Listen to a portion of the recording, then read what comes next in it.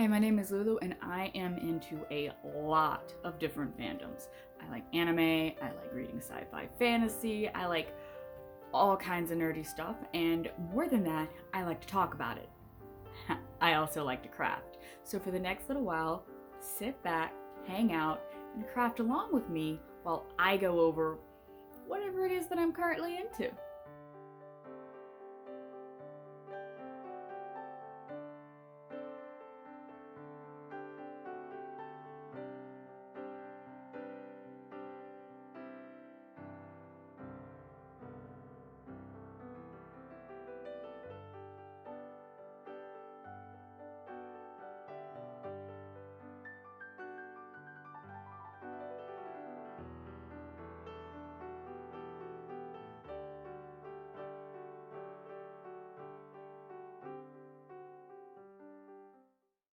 Hello, welcome to another episode of Craft and Chat. I hope you have enjoyed your week thus far.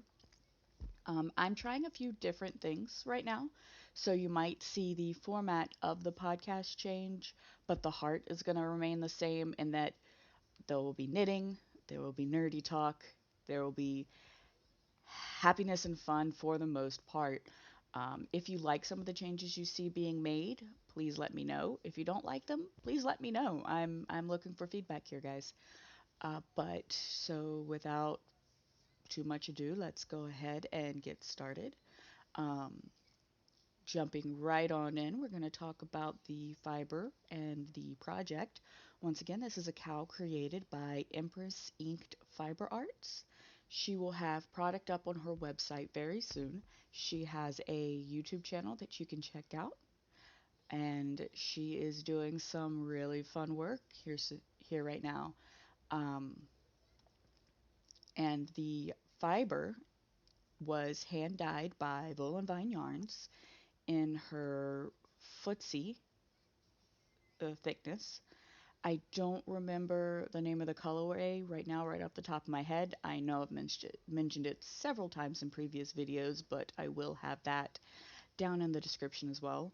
As for the project itself, as for this cowl, I'm still having a lot of fun with it. We're getting into the meat and potatoes of it, which is the heart of the pattern itself, and it is creating kind of this ripped look in several different places. You know, like back in the 90s, 2000s era when you had the jeans and they were ripped and they looked really really cool and you thought, yeah, I got my ripped jeans. Well, this is a very similar fashion statement. I loved the ripped jeans fashion statement and I love this cowl so far. Um yeah, I'm just really enjoying it. I know I keep saying that I'm really enjoying it, but sometimes you need a project that brings you happiness in your soul. And that is what this is for me right now. And let's see what else. Oh yes, so one of the changes you'll see is I'm actually knitting in a little bit faster of a speed. I've fast forwarded the video a little bit because I haven't really been happy with the amount of knitting progress I've been making. Like, hey look, here's some ribbing. Hey look, here's some more ribbing.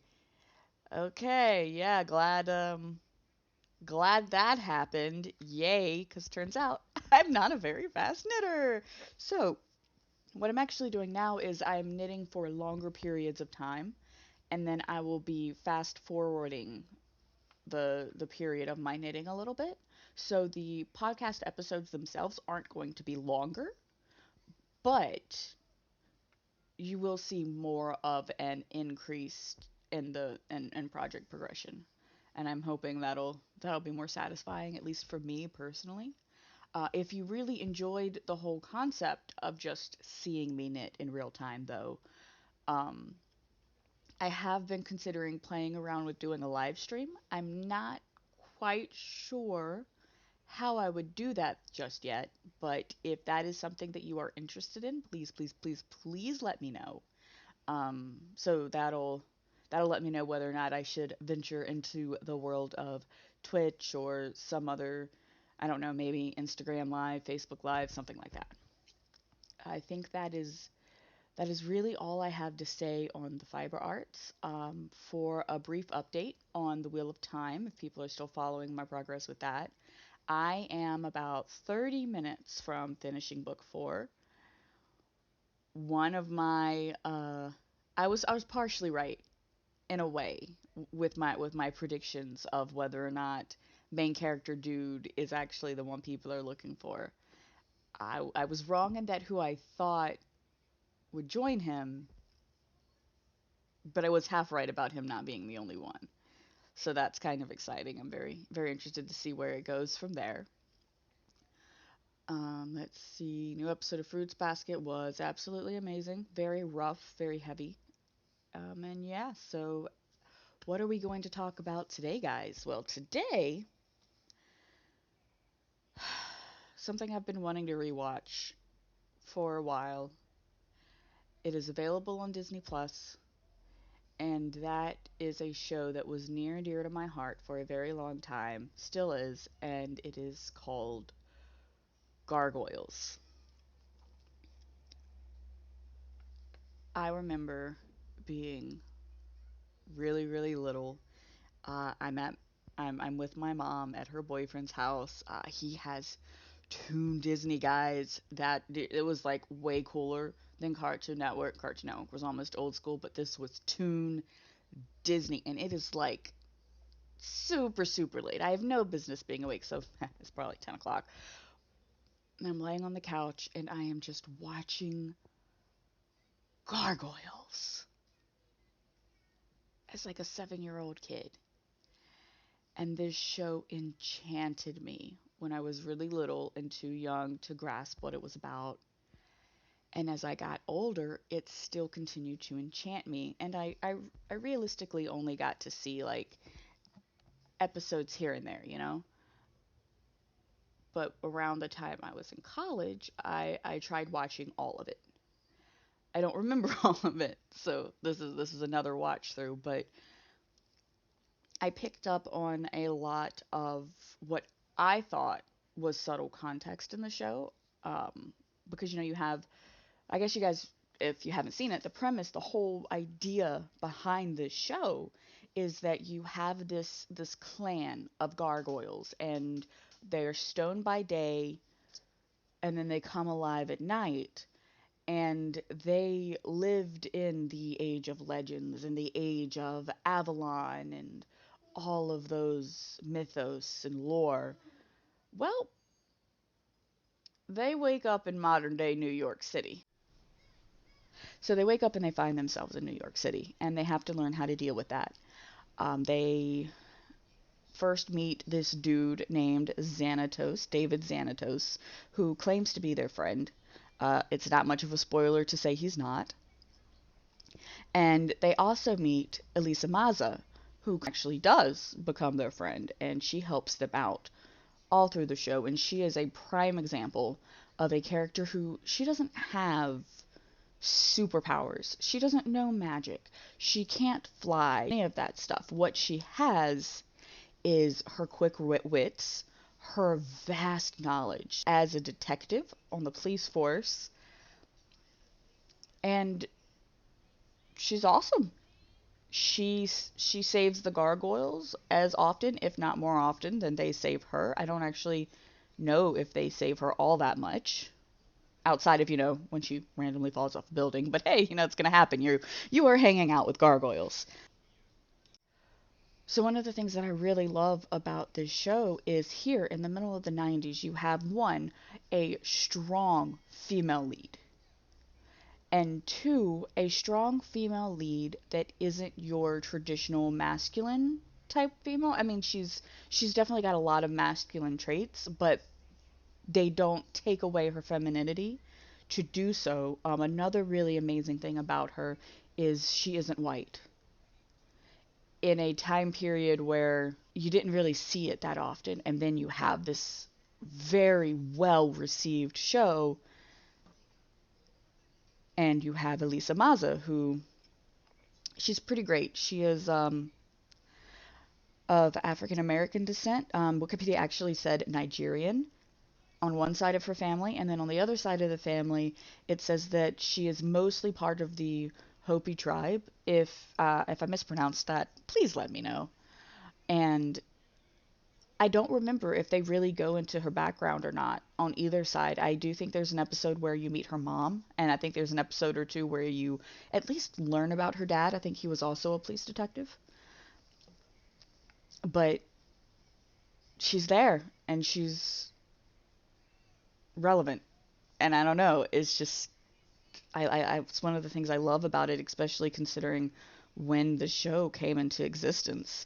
And while you have this going on, you have this whole underlying message, guys, of, I mean, yes, it's humans versus the gargoyles in a lot of ways, and the gargoyles, I mean, they protect some humans, they save some humans, and in response, those humans call them monsters.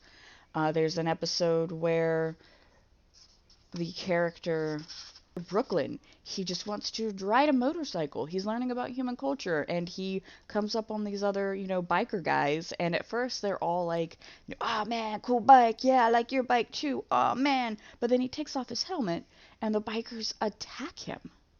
Like, straight up, like, attack him.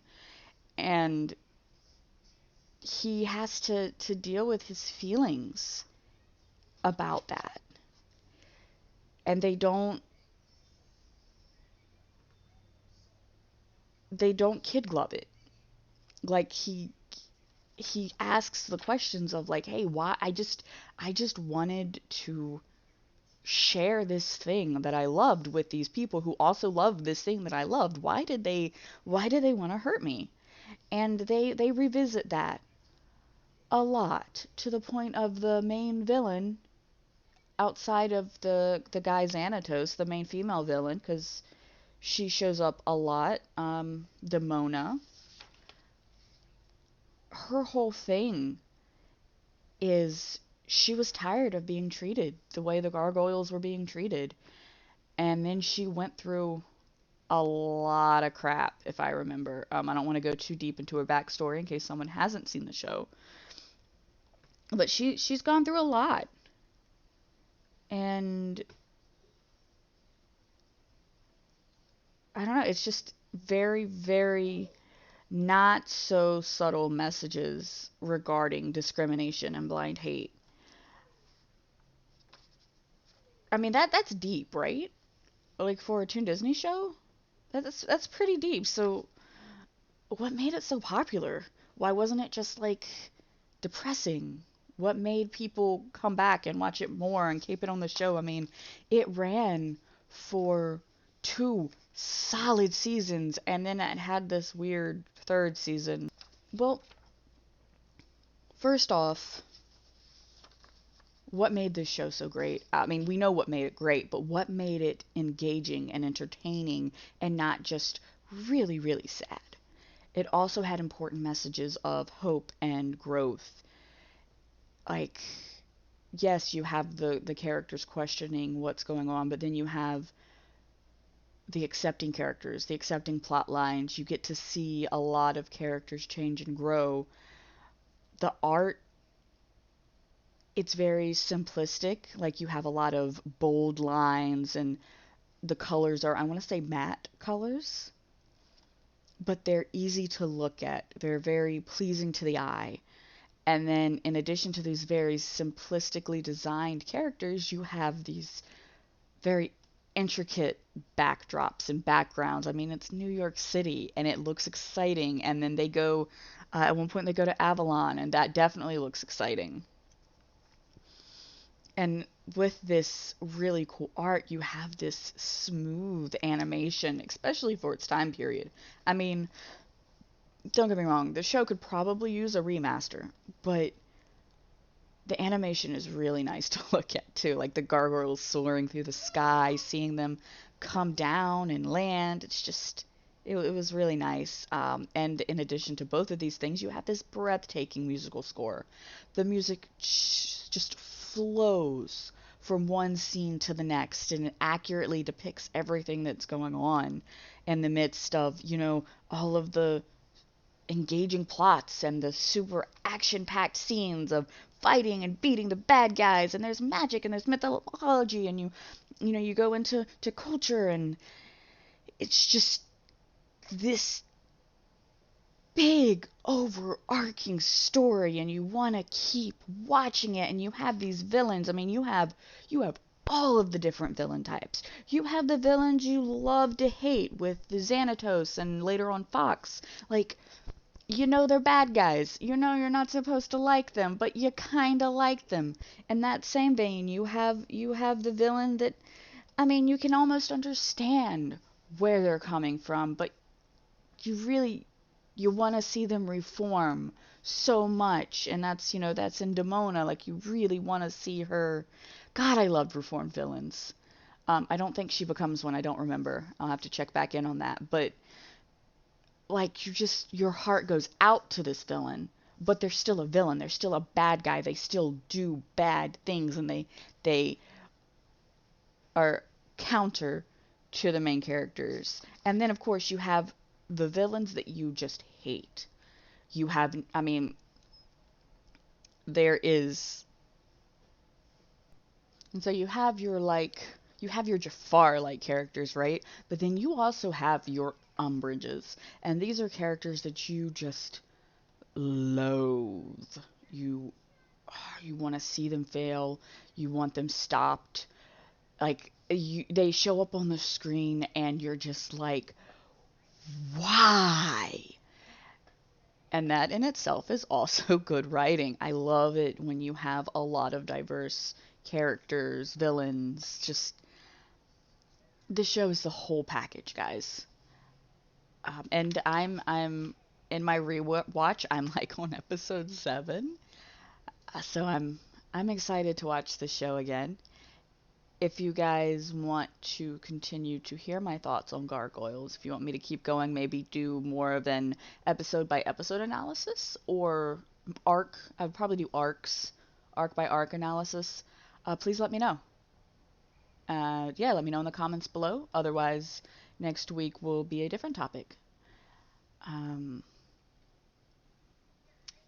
and honestly, wow, today was kind of way more of a ramble than I intended for it to be, and I'm sorry about that. I struggled a little bit trying to figure out exactly what I wanted to talk about in regards to the show and how I just wanted to talk about it. And if you haven't seen the show, I hope this encourages you to watch the show. If you have seen the show, let me know let me know if you agree with my thoughts. And there might be some footage left of me knitting. I don't know yet, but either way, I hope you guys have a wonderful week, and I will I will see you next time. Bye-bye.